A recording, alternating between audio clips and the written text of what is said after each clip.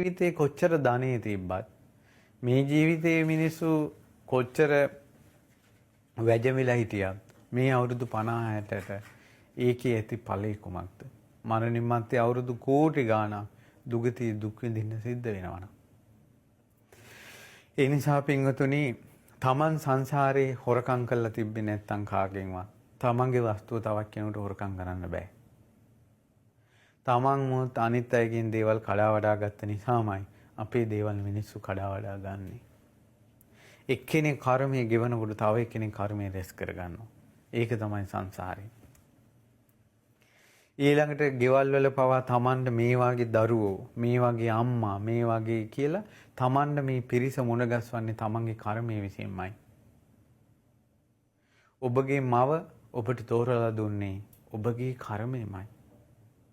ඔබගේ පියා ඔබට තෝරලා දුන්නේ ඔබගේ කර්මයමයි. ඊළඟට ඔබගේ බිරිඳ මේ තමයි ඔබට ලෝකේ ඉන්න ඔබගේම බිරිඳ කියලා තෝරලා දුන්නේ කර්මයේ විසින්.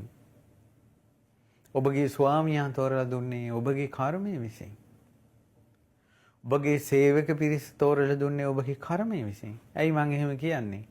බුද්ධ කාලයේ මහ බෝධිසත්වෝ පෙරම් පුරන ජීවිතවල ඒ බෝධිසත්වයන්ගේ පිරිවර විදිහට ඉන්නේ බුදු පිරිසමයි.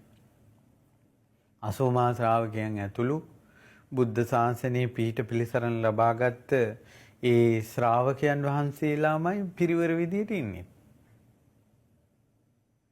ඉතින් ඒ නිසා තමන්ට ඕන පිරිවර තමන් හැදෙන්නේ. තමන්ගේ අහලු මිත්‍රාදී. ඉතින් ඒ නිසා පින්වතුනි මේවා ලේසි දේවල් නෙවෙයි. ඒ නිසා තමන්ගේ දැන් අපි හිතන්නකෝ මේ මනුස්ස ලෝකේ ගුණධර්ම වලින් පිරිපුන් මහ බෝධිසත්වයෝ වගේ උත්තමයෙකුට අම්මා වෙන කෙනා තාත්තා වෙන කෙනාත් පෙරම් පුරපු අයමනේ. බෝධිසත්වයන්ගේ අම්මා කියන එක්කෙනා බුදුරජාණන් බෝධිසත්ව ගුණයත් එක්කයි අම්මා තාත්තා තෝරන්නේ. එහෙනම් ඒ අම්මට තාත්තට බුදු වෙන දරුවෙක් ඉපදෙන්නේ කුසේ එයා සංසාරයකට පෙරම් පුරලා තිබ්බ නිසා. ඊළඟට ඒ වාගේ උතුම් කෙනෙකුට බිරිඳක් වෙන කෙනා ස්ත්‍රීන් අතර පින්වන්තම කෙනා වෙන්න ඕන. ඉතින් කර්මානුරූපව යසෝදරා තේරුවා.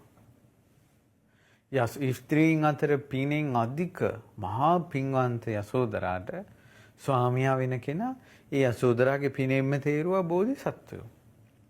බෝසත් අම්මා කෙනෙකුට බෝසත් තාත්තා කෙනෙකුට දාව උපදින දරුවා කර්මයේ විසින්ම තේරුවා සංසාරයේම පුතා වෙන රාහුලයන්. අවුරුදු 13කට පස්සේ තමයි රාහුලයන් ඉපදුනේ. ඒතර බලන්න